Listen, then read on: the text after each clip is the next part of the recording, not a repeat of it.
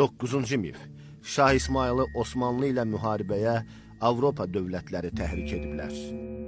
Deyirlər ki, Şah İsmayıl Bizans imperatorları ilə yazışırdı və onlar İsmayılı təhrik elədilər ki, Osmanlı ilə müharibə eləsin.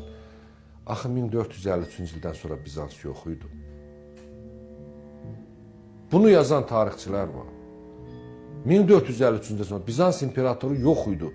Bizans olmadığı bir halda Şah İsmayıl məktubu kimə yazılmış görəsən?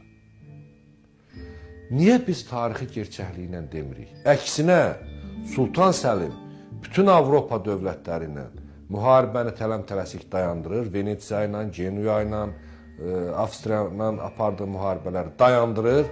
Hətta güzəştli şərtlərlə sülh müqaviləsi imzalayır və bütün gücünü şərqə yönəldir.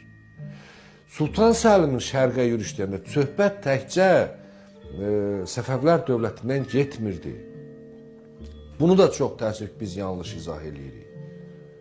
Səlimin məqsədi əslində şərqi tutmaq idi.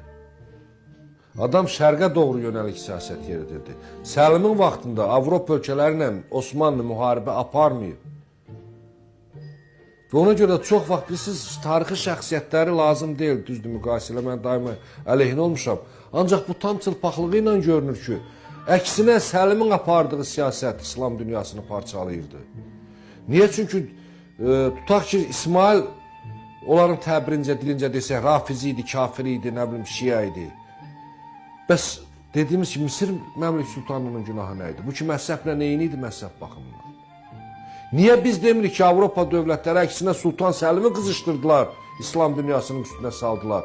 Deyirik ki, Şah İsmayıl xətayı Avropaya aldandı, onunla müharibə apardı. Niyə biz tərsini demirik? Bizi bu nəyə oxşuyur? Vaxtilə o gün nəzəriyyə çıxmışdı, Altay nəzəriyyəsi ki, Türk xalqları Altay dağlarından köçüb gəlir. Ən azacıq ağlında tarixçi olmaq lazım deyil.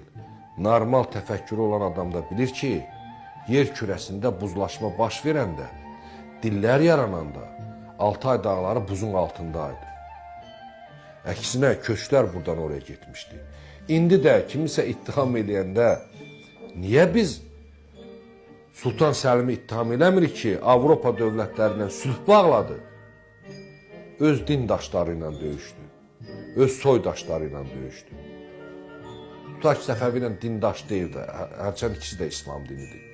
Müsəlman saymırdı ki, en azından soydaşlarıydı. Və indi sirri